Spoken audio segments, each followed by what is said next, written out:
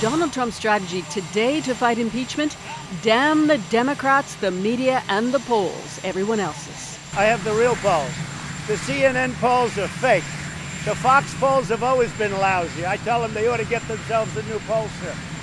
But the real polls, if you look at the polls, that came out this morning, people don't want anything to do with impeachment. It's a phony scam. It's a hoax. The president is clearly vexed he can't change the channel, so he's jabbing at the whistleblower as a partisan liar. But the whistleblower should be revealed because the whistleblower gave false stories. Some people would call it a fraud. I won't go that far. Or maybe he would, he added.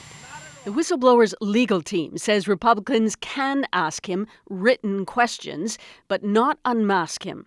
As for the inquiry, the Washington Post reported this weekend that some Senate Republicans would now admit that Trump did withhold military aid to Ukraine in return for investigating the Bidens, but they'd say that was not impeachable. Trump advisor Kellyanne Conway floated that strategy this morning. Kellyanne, you very notably won't say yes or no. It doesn't. Quid pro quo, yes or no? I just said to you, I don't know whether aid was being held up and for how long. Donald Trump continues to deny. What do a quid pro quo? No, not at all. 1 year out from the 2020 election, what the president heard last night at a mixed martial arts event in Madison Square Garden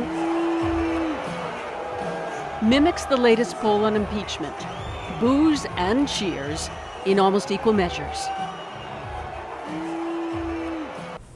So nearly an even split on impeachment at the moment. What else do we know about American voters 1 year out? Incredibly polarized, more than perhaps since the 1960s, and so much uncharted territory between now and then, Adrian. I mean, will voters face an impeached president? Who will the Democrats choose, a liberal or a moderate candidate?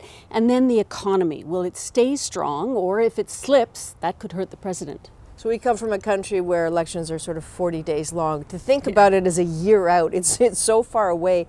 Are they engaged now? Incredibly. Poll shows between 75 and 80% of Democrats and Republicans are already keenly interested in the election. The challenge really for the parties is, can they whip up enough energy to get them out to vote? Because as you well know, and they've told me, a lot of people are fed up with the rancor and the mean-spiritedness of the current politics. All right, Susan, thanks very much. We'll see you tomorrow. Sure.